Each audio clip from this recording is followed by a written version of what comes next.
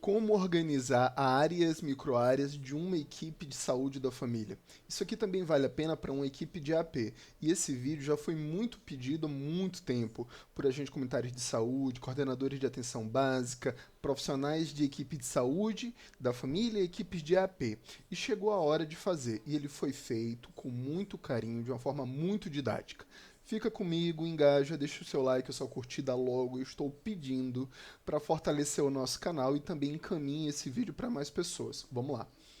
A primeira coisa que eu vou trazer é o seguinte: área é igual a território. Então, nesse vocabulário da saúde, área é igual a território. Então, cada equipe de atenção primária, saúde da família ou equipe de AP, possui um território na qual se relaciona. Primeiro, toda equipe de atenção primária, seja ela saúde da família ou equipe de saúde, equipe de AP, ela está no território, né? Ela está lotada em uma unidade básica de saúde ou uma unidade de saúde da família, ou seja, ela está no território. Mas quando a gente fala que uma equipe de saúde da família possui responsabilidade sanitária, e esse termo está na Política Nacional da Atenção Básica, ela tem que estar atenta a todos os fatores que envolvem aquela unidade e como essa população se relaciona com os serviços de saúde. Ela tem que estar atenta na dinâmica daquela população, daquele território, que é um território vivo, não é somente terra, tá? E ela vai desenvolver ações tanto de atenção básica quanto de vigilância. Por isso, responsabilidade sanitária, tá bom? Não é uma questão como uma linguagem mais antiga de desenvolver vínculo, uma linguagem mais poética, muito romântica. A equipe de saúde da família, a equipe daquela unidade de atenção básica, por que eu estou falando uma equipe? Porque nos primórdios da nossa atenção básica, tudo começa com uma equipe, tá? E a gente sabe que uma unidade básica de saúde ou uma unidade de saúde da família pode ter mais de uma equipe, ok? Então, há necessidade de que a equipe de saúde da família e a equipe de AP, caso houver, esteja atento de uma forma macro e não somente para cada atendimento que se apresenta lá na unidade procurando acesso ou um atendimento de enfermagem, um atendimento de medicina, um atendimento de saúde bucal ou uma equipe multi, caso tenha. A gente não pode pensar somente no próximo, somente um olhar voltado para a produção da equipe ou dos profissionais. Isso é muito pouco, isso é muito superficial. Se a gente quiser falar que cada equipe tem responsabilidade sanitária, essa equipe ela tem que olhar para fora e não somente para dentro do consultório. Vamos trabalhar porque tem muita coisa para a gente conversar. Segundo, nesta área e nesse território, nós vamos encontrar pessoas, que é a população, nós vamos encontrar o próprio espaço, como o espaço se organiza, em ruas, em quadras, ou não tem ruas, não tem quadras, é um povoado, ou é um condomínio enorme. E dentro desse espaço, com essas pessoas, tem as dinâmicas das atividades. Eu vou ter escola, vou ter comércio, posso ter áreas de lazer, posso ter equipamentos sociais, posso ter prédios públicos, prédios comerciais. Quando a gente começa a compreender que um território é muito maior do que pessoas cadastradas e imóveis cadastrados, a visão ela aumenta, porque você está começando a compreender realmente que um território ele é vivo, ele possui características próprias e essas características próprias vão exercer influência no comportamento dessas pessoas, assim como na relação entre saúde e doença, que é chamado binômio saúde-doença. Ou seja, os fatores que interferem na qualidade de vida dessas pessoas e vão exercer influência nos processos de adoecimento. Tá bom? Nesta área, o que vai impactar, né, nesse binômio saúde-doença, que são chamados os determinantes de saúde, os fatores que interferem e que podem gerar processos de adoecimento? Por exemplo, as atividades de trabalho, que são as atividades laborais, as atividades econômicas, oferta de serviços públicos, qualidade de moradia, qualidade de alimentação, o perfil desta população, se tem mais crianças, mais adolescentes, mais adultos jovens, mais idosos, quais são as atividades daquela área, as atividades laborais, se naquela área tem oferta de esportes, se tem consumo de drogas, o acontecimento de atos de violência, problemas de trânsito, ou seja, agora imagina só a quantidade de fatores que podem interferir na qualidade de vida desses usuários e que vai interferir sim no binômio saúde e doença. A gente também pode analisar o acesso a serviços, como acesso à energia pública, à água encanada, à coleta de lixo, ao esgoto, se é encanado ou não, o asfaltamento das ruas, o tipo das ruas, a qualidade das construções e moradias, a relação desses usuários com o tipo de moradia. Então, são inúmeros fatores que vão exercer influência no processo de saúde e doença. Então, quando você vai trabalhar em uma equipe de saúde da família, você não pode estar preocupado somente com a quantidade de atendimentos que você vai entregar no dia, no período, por hora, por semana. Isso é importante para você planejar a sua meta e saber se você está atendendo muito, pouco ou médio, mas há necessidade de reorganizar a sua agenda para que ela possa refletir o perfil do seu território e, se houver tendências de adoecimento, que você possa estudar o que está acontecendo e, quem sabe, fazer intervenções no território e não somente ações individuais dentro das paredes da unidade. Bom, dessa forma, quais são as nossas fontes de informação mais conhecidas? Cadastros individuais, cadastros de imóveis e também fazer mapas. Só que o conhecimento do território não pode ficar restrito somente a isso.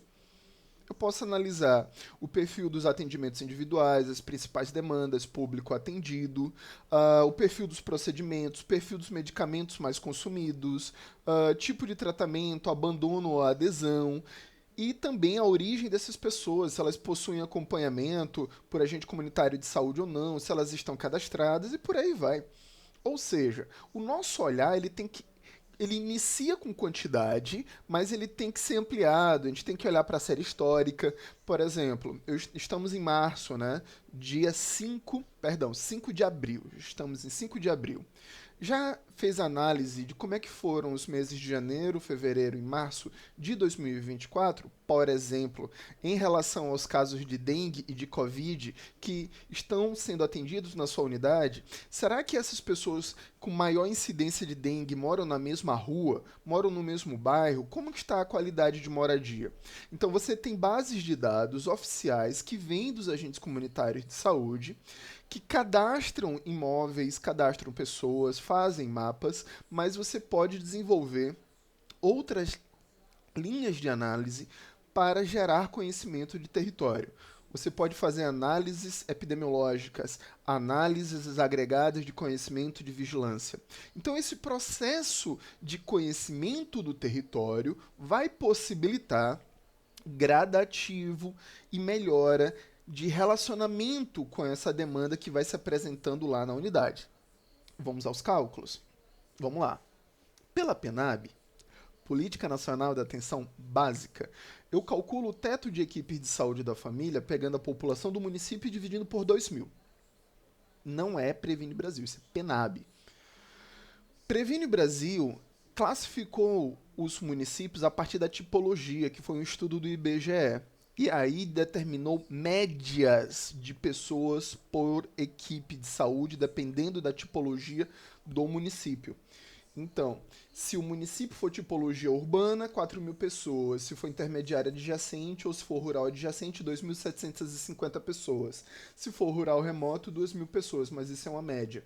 Então vocês veem que tem cálculos diferentes para verificar a quantidade de pessoas a serem vinculadas por equipe, tá bom? Então vamos lá.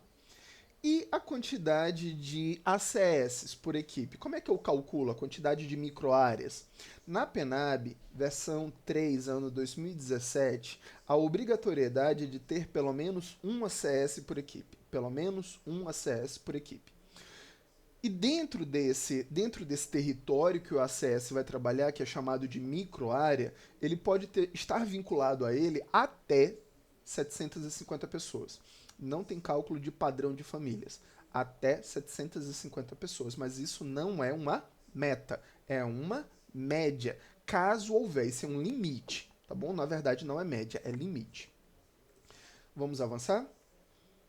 Então, dentro de uma equipe que começa com 2.000 pessoas, por exemplo, de um município que é rural remoto, se eu tiver somente um ACS, matematicamente vai ter áreas sem acompanhamento de ACS. A PNAB obriga que toda pessoa dentro de uma área tenha acompanhamento de ACS? Não. Não. Se o município compreender que há necessidade de que todas as pessoas vinculadas a uma equipe de saúde da família tenham necessidade de acompanhamento de ACS, ele tem que fazer o credenciamento de mais ACS para que a organização e o desenho das microáreas venham a gerar uma cobertura de 100% ou próximo a 100% a partir da organização de áreas e microáreas, mas não é obrigatório, ok? Vamos lá, tá bem quente hoje, mas esse vídeo vai sair. Esse vídeo vai sair para vocês, mesmo que eu esteja aqui, pingando de suor. Outra coisa. As equipes de EAP, equipes de atenção primária da saúde, elas não possuem obrigatoriedade de ter ACS. Então vejam que diferentes modelos de equipe vão ter ou não agente comunitário de saúde. Então não existe obrigatoriedade de que toda pessoa dentro de uma área tenha acompanhamento de agente comunitário de saúde. E aí, como é que eu vou desenhar e como é que eu vou organizar uma microárea? A literatura ela sugere que o desenho das microáreas parta da unidade básica de saúde e da população mais próxima à unidade, como se fosse ondas, né, a partir da unidade básica de saúde. Mas eu posso melhorar esse raciocínio e fazer o seguinte. Aqui à direita é área 1, área 2 aqui à esquerda, para trás área 3, e aí eu vou vendo como é que o território se organiza, porque não existe formato padrão de microárea.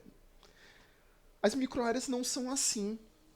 Não são assim, principalmente das unidades básicas de saúde que atuam em área de periferia, que a área de periferia que é uma área de construção que ela não é padronizada, né? Que o avanço da população ela não se deu de forma planejada. Então, a organização não vai se dar exatamente por ruas e quadras, não, mas sim por agrupamentos populacionais que vai permitir um melhor acompanhamento por ACS. Então, as microáreas, elas sim possuem diferenças. Elas possuem diferenças de número de pessoas, número de famílias, número de casas, quantidade de ruas ou não. Às vezes não vai ter quadra, às vezes vão ter imóveis diferentes, atividades comerciais diferentes. Então, se você disser, mas a minha microárea é menor do que a do meu parceiro ACS dentro de uma mesma equipe, isso está errado? Não. Não existe obrigatoriedade e nem a possibilidade de você exigir que uma microárea seja igual a outra, tá? E se houver necessidade de reconstrução das microáreas e nesse processo de redesenho, reconstrução de microáreas, e se houver necessidade de mudar um ACS de uma microárea para outra, será que é possível? A lei permite? Bom, vamos responder isso. A primeira pergunta que está por trás disso é: o ACS ele é obrigado a morar na microárea? Essa pergunta ela é genial, né? E perturba muita gestão. Vamos lá, vamos responder. Legalmente, não há exigência nenhuma de que o ACS more na microárea. Ele tem que morar na área. Por quê? A redação, ela implica numa relação de pertencimento, de qualidade de relacionamento entre a área que vai ser acompanhada e a atuação do ACS. Então ele não precisa morar na microárea, mas se ele precisa morar na área. Muitas vezes a área ela pode abranger um bairro ou mais de um bairro, um conjunto habitacional ou não. Então ele precisa ter conhecimento e morar na área, não na microárea. E onde é que isso está escrito? Né? Aqui na base legal, aqui embaixo. Tanto na portaria de consolidação número 2, que ela nada mais, ela pega a PNAB junta com outras portarias, e também na Lei Mãe dos Agentes Comunitários de Saúde, que é a Lei 11.350, de 6 de outubro de 2006, vocês vão encontrar essa redação. Eles deverão residir na área de atuação, tá bom? Então, fazendo um resumo para não ficar cansativo. A área ela é mais rica do que um desenho somente de um mapa, então a área ela não é somente território. As microáreas podem ser diferentes em relação a tamanho, característica das pessoas, quantidade de pessoas, atividades laborais, quantidade de imóveis. Então, os resultados dos ACS também vão apresentar diferença. Vai ter ACS que vai acompanhar mais criança, vai ter ACS que vai acompanhar mais idoso, vai ter ACS que vai ter mais visita para gestante. E isso é normal. Por quê? O conteúdo das microáreas vai ser diferente. E, se houver necessidade, as áreas e microáreas podem sofrer redefinição, redesenho. Vamos dizer que houve necessidade de mudar uma equipe de saúde de um prédio para o outro, de uma casa para outra. Obviamente, eu posso ter a necessidade de redesenho de uma área e obrigatoriamente vai impactar nas microáreas. Ou houve um processo de crescimento populacional em determinadas áreas e vão impactar na necessidade da ampliação da cobertura ou da mudança da cobertura da atenção primária para garantir um relacionamento melhor com o território. Então, tudo isso pode acontecer. Obviamente, quando você muda uma microárea e uma área, você vai ter que mudar a vinculação, mas isso não é obrigatório. Um redesenho de microárea, eu posso alterar a quantidade de ruas, eu posso acrescentar ou retirar, eu posso aumentar a quantidade de pessoas vinculadas a um ACS ou eu posso reduzir. Eu posso trocar dizendo, olha, a área 1 eu vou tirar essa quadra e essa quadra vai fazer parte da microárea 2. E aquela área que não estava cadastrada vai fazer parte agora da microárea 1. E isso tem que ser discutido, porque o ideal é que sejam feitos novos mapas, vai interferir sim na qualidade e na atualização dos cadastros, e isso vai ser feito gradativamente. E o ACS tem que ter o apoio da equipe, porque ele pode sentir dificuldades no relacionamento com novas áreas, com um novo redesenho da sua microárea. Ele pode sentir dificuldade na aproximação de determinadas casas, de determinadas famílias, determinados imóveis, porque a gente sabe que existe graus de relacionamento dependendo do perfil do ACS e dependendo também das características de cada microárea. Veja como é rico e como é complexo. E aí, gostou? Esse vídeo ele deve ser visto, revisto, questionado, anotado. Assista com sua equipe, com seus ACS, com seus enfermeiros, médicos, coordenadores de atenção básica, secretários de saúde, para que haja necessidade de uma apropriação correta do território e que o perfil da atenção primária tenha a cara do seu território. Ou seja, você tem que adequar os serviços às necessidades da população. Sabe quem pode facilitar essa ação? Chame a Emult para enriquecer o diálogo.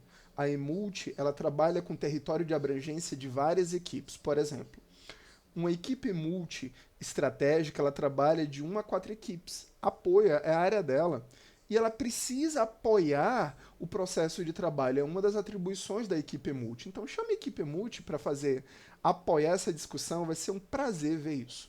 Gostou? O que você achou desse vídeo? Se você gostou, deixa o seu like, compartilhe, envie comentários, se inscreva aqui no canal e também me siga lá no Instagram. Vai ser um prazer encontrar você aqui num próximo vídeo.